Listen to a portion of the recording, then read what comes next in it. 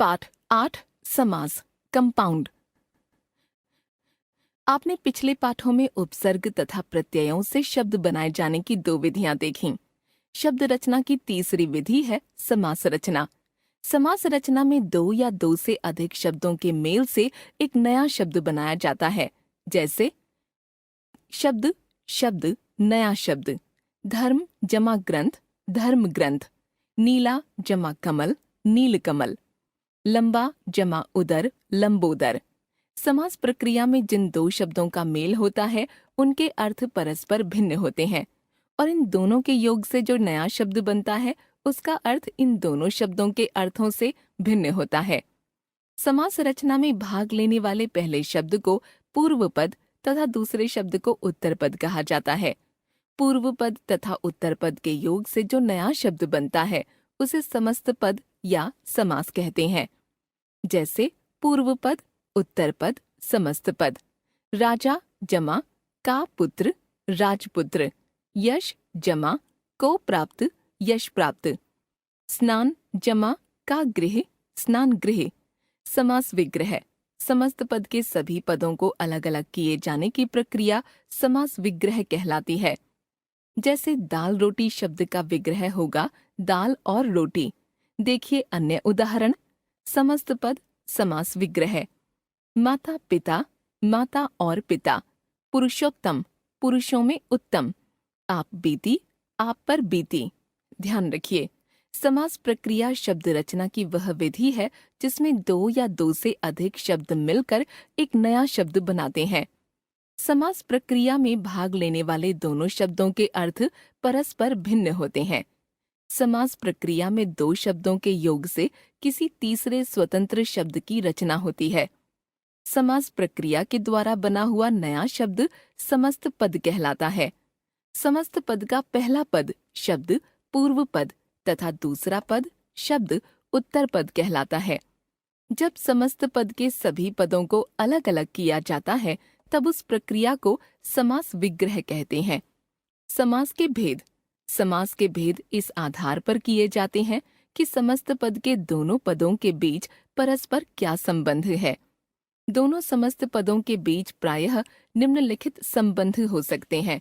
पूर्व पद गौण तथा उत्तर पद प्रधान, पूर्व पद तथा उत्तर पद दोनों गौण तथा कोई तीसरा बाहरी पद प्रधान, पूर्व पद तथा उत्तर पद दोनों ही प्रधान, पूर्व पद कोई अव्यय शब्द, पूर्व पद गौण तथा उत्तर पद प्रधान। जिस समास का पूर्व पद गौण तथा उत्तर पद प्रधान होता है उसके दोनों पद परस्पर 2 तरह के संबंधों के आधार पर एक दूसरे से जुड़े हो सकते हैं। कारकीय संबंधों के आधार पर जुड़े होने वाला समास अर्थात कारकीय संबंध युक्त समास। इस वर्ग में आने वाला समास है तत्पुरुष समास। कारकीय संबंधों के अलावा किसी अन्य संबंध के आधार पर जुड़े होने वाले समास अर्थात कारकीय संबंध रहित समास। इस वर्ग में 2 समास आते हैं, कर्मधारय समास तथा द्विगु समास। आगे हम इन दोनों के बारे में विस्तार से चर्चा करेंगे। कारकीय संबंध युक्त समास तत्पुरुष समास। निम्नलिखित समस्त पदों एवं उनके विग्रहों पर ध्यान दीजिए।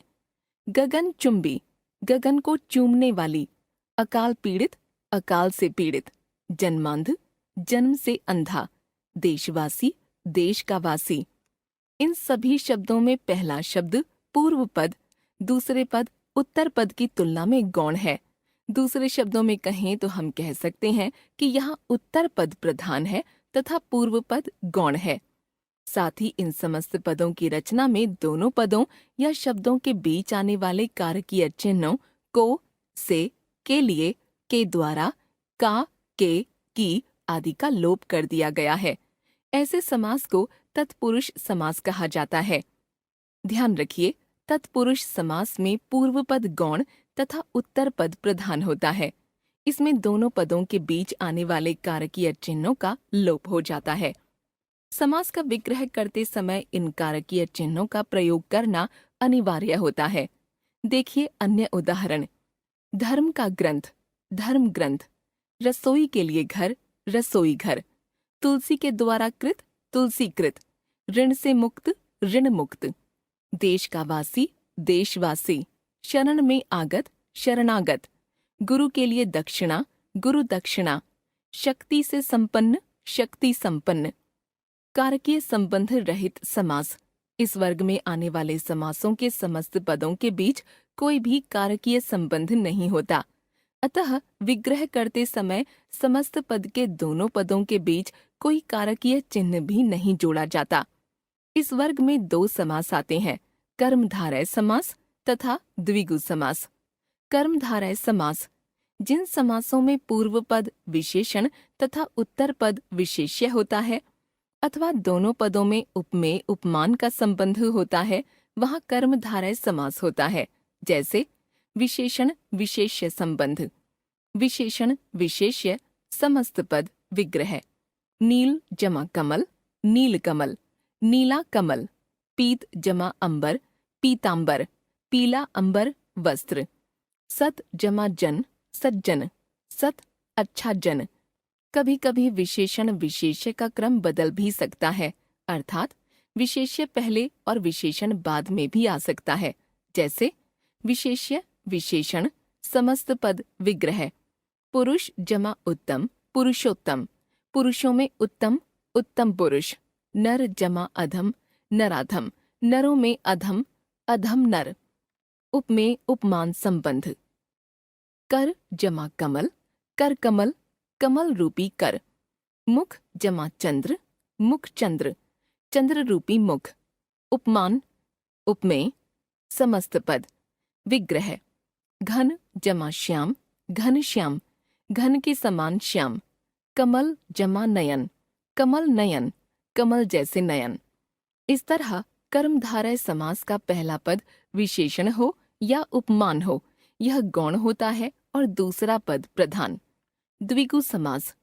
द्विगु समास में पूर्व पद सदैव संख्यावाची विशेषण होता है, अतः यह भी गौण होता है तथा दूसरा पद प्रधान होता है।